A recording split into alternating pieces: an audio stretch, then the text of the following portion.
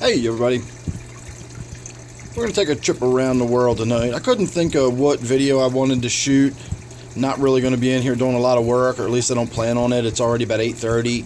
So I thought instead of shooting any one particular video, let's shoot a video of everything. So this is really spur of the moment.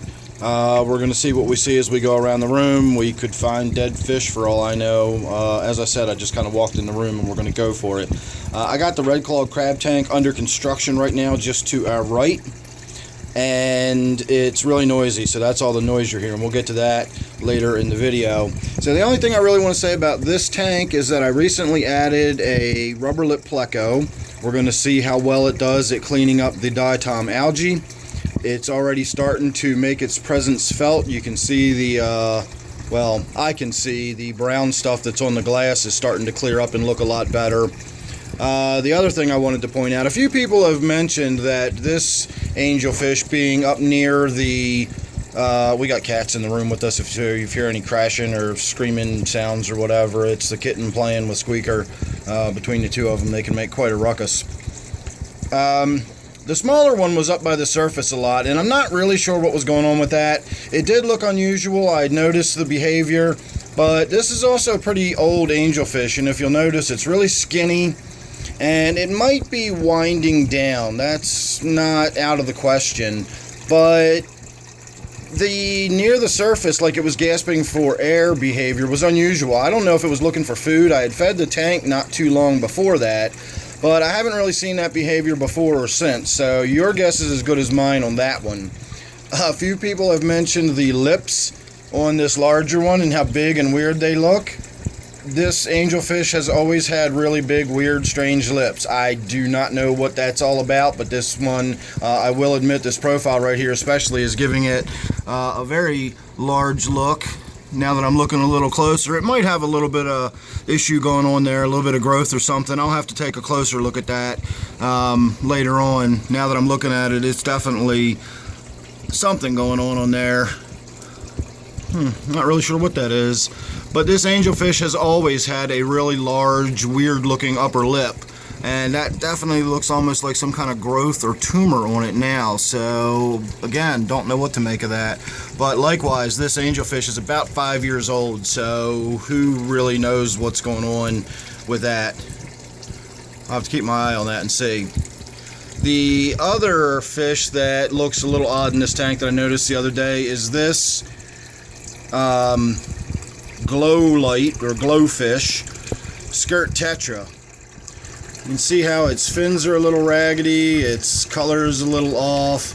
This is another fish to me that looks like it's just getting old and weak and fading away. Again, about 5 years old for a skirt tetra, and a genetically modified one at that. I've never had much luck. When I first got into fish keeping, I bought all of the glowfish because I thought they were really cool looking, and I got all the colors, and almost all of them died, especially the yellow ones. I couldn't keep the yellow ones alive for anything. I gave up on them pretty quickly.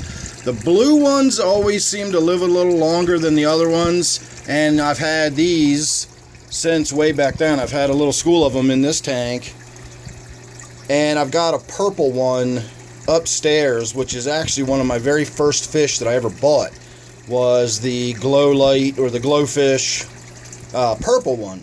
So I still have him, and I still have another blue one in a tank in my wife's room upstairs. Other than that, none of the glowfish ever lived very long at all for me. So I'm surprised these blue ones have lived for 5 years. And the fact that after 5 years, one of them is starting to look a little rough doesn't really concern me. And you can see he seems to be aggressive too. He darts and chases the other fish. The other fish seem to dart and chase him. Perhaps it's not enough fish in there to really coalesce into a shoal or a school, and there's a little bit of aggressive behavior.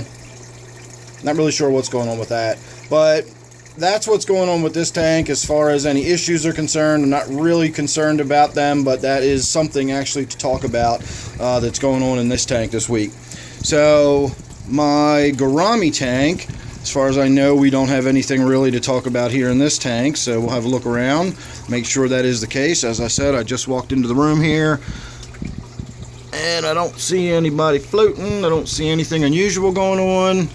My gourami had some injuries about a week ago maybe. I noticed there were some marks on the side of its head on both sides, and they're healing up nicely. It was nothing more than just a little scratch or scrape or whatever. Some scales were knocked off, and it's healing up nicely. I don't even think there's going to be a scar in the long term. Other than that, I can't really think of anything to talk about. The tank's still looking good. Everybody seems happy and healthy. We get to see a fair amount of my striped Raphael when I throw the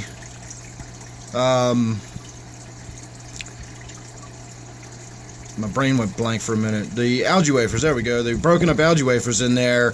He comes out and scoops them up and vacuums them up a little bit. I got distracted by seeing the very tip of my loach, the tail. Let's see if we can see it on video. Right, well, it's not really coming out. It's almost like this broken frond here. If I can get my finger on screen, there we go. See that little wiggle right there? That is the tail of my red tail loach. I'm sorry, my clown loach. I have one small clown loach left in this tank, and after I took the other clown loach out, it just sort of vanished, and I don't see it anymore, and it hides underneath that log, and it's almost taking up the same, you know, spot in the tank as the red tail loach that I finally moved out of this tank because we never saw it. It just stayed under that log all the time. So now that that clown loach is in there by itself, it does the same thing. And it's not very big, so I could probably take the clown loach that's in my 125 and move it over to here. But we'll see. We'll get to that. Just keeping a little mental note in the back of your head. Hopefully I'll remember when we get around to the 125. But just keep a mental note about the singular small loach in this tank. My T-bar tank, I'm happy to say the two snails I put in here a while ago are still doing okay. I can see one right here, the gold one. And I don't at the moment see the black one, but I did see it this morning when I turned the light on, and it was alive and moving around. It was crawling across the plants. So I've had issues with losing these snails before, and I never knew if it was my water or if it was predation. And of course in my native tank it was most certainly predation because of the crayfish that are in there. So hopefully they'll stay alive in this tank, and we'll have some, you know, cool looking snails crawling around. I do like them. And then we'll also get the benefit of the, you know, algae eating capacity and the cleaning capacity of having some nice large snails in here. If you think this tank looks brighter and better, which I do, that is because the other day I made a simple change to this tank. I used to have two of these fixtures on top. Let's see if we can get the thing to focus for a minute there. Sorry about that. I used to keep two of these fixtures on top. It's a twin T5 unit. It's got two high output T5 tubes in it. And I used to keep one across the back panel and one across the front panel here. And when I moved them, I used one of the fixtures on another tank and decided that one fixture was plenty enough light for this tank. But what I did was I left the fixture across the back. And every time I would come over to the tank, the fish would do exactly what they're doing now. They'd swim up front. They'd swim to the glass. So they'd swim basically into the darkness. Every time I came over to look at them, all their color vanished. And I could see them swimming around, but I never got to see any of those colors. So I moved that fixture forward, and it's a bit of a pain in the butt when I've got to feed. I got, you know, the light sitting on top of the lid, and I got to kind of hope it doesn't slide back and bang and make noise and, you know, et cetera, et cetera. It's not that big a deal. It's just kind of, you know, whiny, complainy stuff. But at the same time, look at the difference. Look at the color. So now you can see why this one's called a green giant. You can see all that beautiful green, almost iridescent turquoise looking color, and then of course the other one is that crystal white, which is just absolutely gorgeous in its own right. And there's my good old German blue that's been in here for years and forever. So otherwise, nothing really going on here that I can think of. And we will move on to my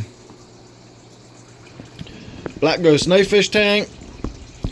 Nothing really going on in here worth speaking of. I did want to point out, however, if you'll remember, recently I hit this tank with the ChemiClean treatment to get rid of the cyanobacteria, and I said finally once and for all I wiped this stuff out and I killed it and I got rid of it and everything. Well, I noticed today, look at that, it's kind of hard to see because the camera wants to focus on the glass, but if you see that little green stump sticking up, that's a big old mat of that nasty funky green looking stuff. We'll see if we can look in the top and see it. I do have a plant sort of sticking out. We gotta get in there and cut that one back. It's getting a little on the out of control side, so that'll be coming up here pretty soon. We're not going to be able to see it looking through there, but I did want to show you that plant sticking out too. So back down in there, plant. It's like a jack in the box. So at any rate, I've still got a big old mat of that stuff growing back there, so I'll get in there with the siphon and draw that out. You know, for as many years as I spent cleaning this tank the way I used to clean it and the way I used to have so much growth and everything in here, I can live with siphoning that out every few months or something. And the 2 rubber lips I put in here still seem to be doing okay. You can see evidence of their work everywhere. Look how clean everything is. You can finally see my little dwarf Anubias over here. All the rocks are getting nice and cleaned up. Even the woodwork is actually starting to get some natural wood color back on it. You can see that it's not just green slimy gross stuff, it's actually woodwork in there. So I'm happy with this tank. I think it looks great, and I'm not worried about that little bit of growth I've got coming back. You know, I've said it a million times, cyanobacteria is primordial. It's everywhere, and we're down in my basement, and I am by no means, you know, surgical in the way I, you know, sterilize equipment between tank to tank and so on and so forth. So getting a little bit of cyanobacteria growing in a tank in my basement is not a concern at all. I'm very happy with the way that tank is working out. So my native tank, nothing really to speak of in this tank either. I kind of need to do a water change again already. This tank has a lot of woodwork in it. As you can see, it's got, you know, branches and a giant massive root there. So tannins build up in this tank really quickly, and I know it's hard to tell when you're looking at the whole tank, but if you kind of compare the brightness of one to the next, you can sort of get a feel for how yellowy the native tank here is. So that's about it. I need to do a water change. Probably wouldn't kill me to get in there and change the filter too. The last time I changed it, it was frightening. So rather than let it get ahead of me again, it's not that big a deal. I ought to just make a habit of getting in there and, you know, doing it on a fairly regular basis. I used to be more on top of it. I would change it out about, you know, on all my tanks, any tank that I had a canister filter. If I got to hang on the back filter, that's just an automatic. It's a given. I change that filter. I actually change the filter more frequently than I do water changes. I'll often just change the filter because it's that easy, and it's a good way to just remove a bunch of junk out of your tank. The canister filters are a little more complicated than that, but they're still not that difficult, so I really should get in there. Maybe not every water change, but every third water change or something, get in there and clean my canister filters, get back in the habit of doing that like I used to, and my tanks would probably be a little bit nicer and cleaner. Anyway, moving on. We got nothing really going on over here. I still haven't broken down my snail tank. It's got those weird worms in it. I don't know. I keep saying I want to shoot a video about it, but I've got like 100 things I want to shoot a video about, and I never get down here. I would literally have to sit down here like as a full-time job shooting videos. As it is, I practically do sit down here like it's a full-time job shooting and uploading and editing videos. So we'll see. I might do some video about that. I might not. We're already getting kind of windy here, and I still got plenty to go. So my gudgeon tank, my gudgeon in particular, look how good she looks. You can't hardly even see the scars or the marks where she had gotten scraped and scuffed and banged up. So as bad as that looked, it really was superficial. It's been like a week and she's already back to where you can't even tell she had any scrapes or injuries. The only reason you even know about it is because I'm the kind of YouTube person that shows you whatever's going on in my tank, good, bad, or indifferent, and rather than just hide that little injury from you guys for a week or so and then pretend nothing went wrong, you know, you basically got to see something went wrong and there was a little injury for a week or so, and now she's healed up. I still need to get in there and get that red-tailed loach out. That was the one that used to be in the gourami tank and is now in here, and that is why the clown loach that is in the gourami tank is now hiding underneath the log that this red-tailed loach used to hide under. Do you follow all that? So, other than that, nothing really going on in this tank either. We can't really see it, but kind of down in this corner is where that little bumblebee, South American bumblebee catfish lives, and it's down there all the time. If I'd have thought about it, I'd have brought a flashlight with me and we could have gotten in there and seen it. You can see, if you can see that sort of shape right there, if I'll focus, well, that sort of lumpy shape is the side of its face sticking out. So it's in there, that's where it lives, and I always see it in there. And then of course my gudgeon here is back to normal. The rubber lip that's in there is just still doing its same thing. In fact, there it is. I was looking for it right there on the black substrate in the back. It's not easy to see, but it's back there. And then of course that red-tailed loach is a reclusive loach that's just buried itself in hiding. I think it lives in here. That hole was never in there before, and now it's always there. Or if the gudgeon has kicked up a bunch of sand or something and it's sort of half covered up, I'll come back in later that day and that hole will be opened up again. So I think that's where that red-tailed loach lives, but I've never seen it coming or going, so I don't know for sure. But I got to get in here soon and do some work. If nothing else, we need to mow the lawn. It's getting kind of bushy in there. We got to do a haircut or something in there. And yeah, so we'll see. My 125, there's nothing really to talk about with the 125 except what I've been saying with my juggling of the loaches. I had a really big loach and a really small loach in my gourami tank, if you're not someone who follows along and knows all that. So there is one of the loaches that was already in this tank. I also, in this tank, I had a pretty big clown loach and then a small clown loach. I don't know why in both tanks I put them both in at the same time in the same size, and in both tanks one grew really large really fast and the other did not. So this is the one that was already originally in this tank. This is the medium large one, and then the one that was in my 55-gallon gourami tank got moved over into this tank, and that's right here. So I now have two pretty good sized clown loaches in this tank, but the smaller clown loach that used to be in this tank has taken to staying right in that little crack. And if you can kind of make it out, which you can't really, but he's in there, or she is in there, and it's lying on its side. And that's just all it does now. It just lies in there on its side on that rock. So I really probably ought to get in there and try to get it out. My Tenopoma is just thick as a brick. I swear he is thicker now than he was long when I got him. He is such an awesome fish. I love that fish. So I don't know why, but my clown loach doesn't seem to want to be with these bigger clown loaches. Maybe, I don't know, I guess if I was a 5-year-old kid I wouldn't want to hang out with teenagers either. But something's got to give, because that clown loach just looks really sad and forlorn. Again, I don't like to put people emotions on fish, but regardless, its behavior has changed from being outgoing to being very reclusive and simply lying on a rock all day. For if nothing else, for exercise sake, for the health of the fish, I need to get it active again. And I think the only way I'm going to be able to do that is taking it out of here and putting it in the gourami tank, where it would be with a much more compatible sized loach of the same species. Now, getting it out of there is going to be the tricky question. I don't know if you've ever tried to catch a loach before, but they are very difficult to catch if they don't want to be caught. They are fast, they are cunning, they can hide almost anywhere, they can wiggle into cracks you wouldn't imagine.